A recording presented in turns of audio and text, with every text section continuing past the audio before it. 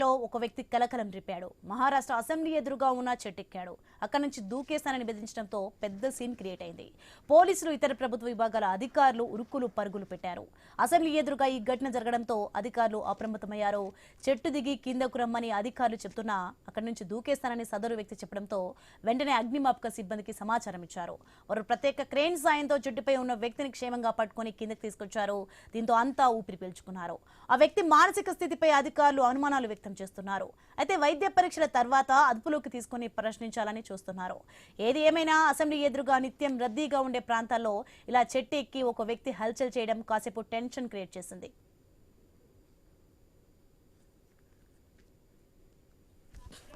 आणि police corruption एवढं आहे की माझ्यावर माझी कंप्लेंट नाही घेत.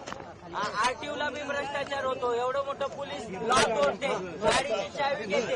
मला सांगा पोलीस लोक कसं काम करतात.